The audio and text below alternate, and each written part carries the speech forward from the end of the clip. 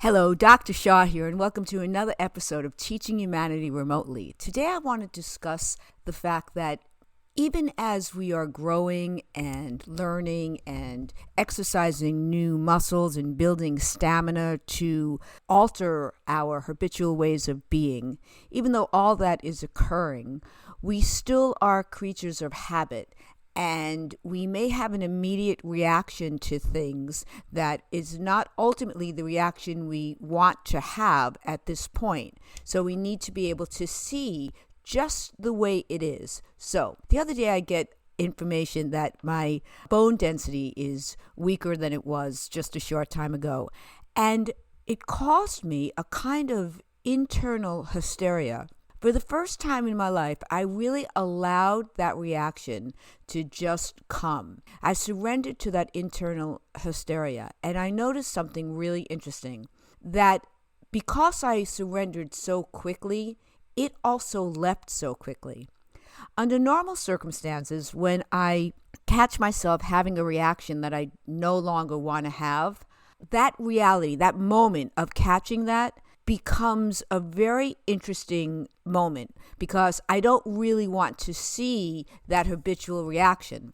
And because I don't want to see it, I don't quite surrender to it. And then I elongate it by kind of like wrestling with myself. So it was a really interesting moment to see that I was quite upset that my bones got weaker and I don't want to go on medicine. I want to be able to rectify this issue through natural ingredients such as eating better and exercising more, and I'm really committed, so that in and of itself is a very good thing. But to get back to what I'm saying, which is the fact that I just completely allowed myself to feel really upset about it, really upset that my bones got weaker. I mean, really, like I just couldn't believe how quickly and how deeply I felt upset about it. And lo and behold, it lasted for 5 minutes. I wasn't hysterical, didn't cry or anything like that, but internally I was really upset. I was mad and I was disappointed and I was angry, and I just let it all flow, feeling all the feelings, not saying, I wish I didn't feel this way. I got to exercise the new muscles. Stop reacting like it. I just reacted like it. And then I said to my friend, you know what? That is done. I discharged it by letting it go. So the lesson is our brains are like our backup information. It's like our brains are like all the information we store in our cloud, but it's our own cloud in our head. And so my being has its way of reacting. And it's all backed up. I can validate and verify any experience. Anything I tell you, I can share with you with such authority because I'm watching myself as it's happening. And I'm catching my reactions. And normally I say to you, while you're having the reaction, if you can watch it, that's when there could be a change. And it's absolutely true. That really is true. And what I saw this time was allowing myself to fully react and surrender to that negative feeling of being upset that my bones were getting weaker, allowing myself to completely react without any trying to stop it in the moment of the reaction, really allowed me to eliminate those negative feelings almost immediately. 5 minutes, and now all I'm doing is solving that problem by fixing the way I was behaving so that now my bones can get stronger. So my point in telling you that is that there are different strategies one can use. I do believe that the first thing we need to do, the first ingredient is we need to see. We need to watch. We need to pay attention. We need to be present.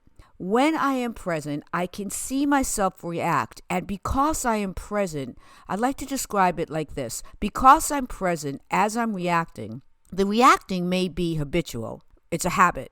I'm seeing it because there's a certain kind of distance I have where I'm being in the moment as well as watching the moment. And that allows a certain kind of spaciousness. Now, often when that happens, my habitual reaction can cease. That is one possible strategy. One tool to help me. However, in this particular case, my reaction was so strong, I felt so upset that I didn't have the inclination to just seize the moment and stop that reaction. I trusted and surrendered to the fact that I'm just going to feel those feelings because they were so strong. And I felt like if I didn't let them come out, if I would have altered them in any way, they would have lingered longer. And that's exactly what would have happened. But because I let them out, in 5 minutes, the hysteria was gone. And I was already in the place of solving that problem. So I just wanted to speak about that. And I wanted to also speak to the fact that if we see our brains as information being stored in the clouds, as we're watching in real life, as we're watching from moment to moment to moment, we can be connected to the fact that we already have the memory of how certain events are going to go. And through that knowledge, there is power and opportunity for transformation. And that's really what I wanted to share this time. And I wanted to share this with you in particular so that you can teach your children that to allow their feelings to come out. It's not about suppressing feelings. When children have a temper tantrum, these are feelings that need to come out. Maybe their blood sugar's low. Maybe they need to eat. Whatever the case may be, they hang on some sort of event, and they think the event is really what's causing them to act out. But really, it's not the event. It's that they have these feelings that need to come out. So my point in telling you this today is that we need to allow our feelings to come out when we have the crazies. Because if we don't let them come out, they'll just linger. They'll linger and they'll grow. And if we can allow them to come out, and sometimes they come out, we don't know why they're coming out. That's a whole nother category that we should discuss and be able to talk to our children about. Sometimes you just have the crazies and you don't know why.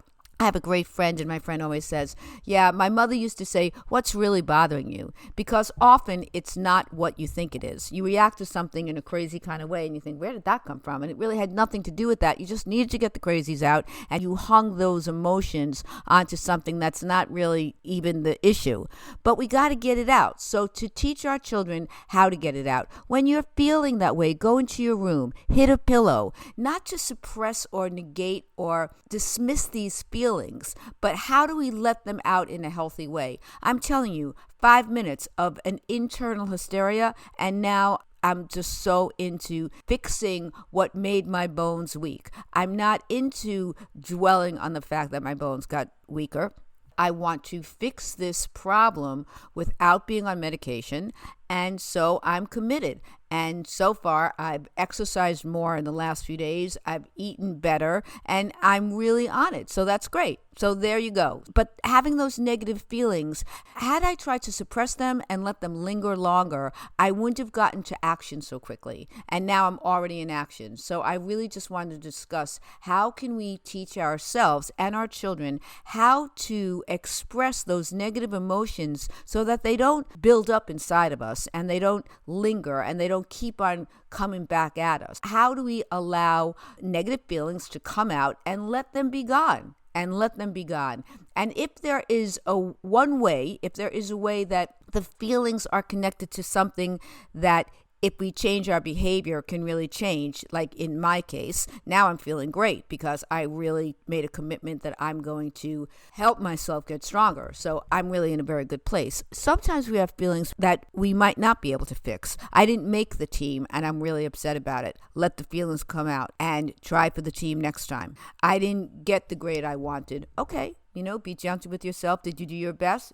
Yes. Did you do your best? No. Okay, well then you know that you have to try harder next time. If you did your best, then there'll be another opportunity. But allow the feelings to come out, I think, is very important. Also, along with that one strategy, there could also be the other strategy that if we are reacting in a habitual manner and we watch ourselves as we react and we see that that's not going to serve us, we can alter how we express ourselves. That's another strategy. And it's about being present in the moment to know what's needed. My feelings needed to come out because I felt an internal hysteria. I felt like I can't suppress this. I just got to let it ride. And as soon as I surrendered, they were out and boom, they're done. And I'm no longer in that place in any way, shape, or form. So it's just very interesting. So I just wanted to share that. We can learn how to express negative emotions, how to surrender, and how to overcome them by the ability of expressing them correctly. And that isn't suppressing them, it's expressing them. Until next time, let me know if you can resonate with this. If you want to share anything with me at learnwithmeremotely@gmail.com. And also feel free to go to my author's page, Dr. Mindy Shaw Paperbacks on Amazon. Happy surrendering to negative emotions so that they no longer have a grip on you and that you're no longer in that place of having negative emotions.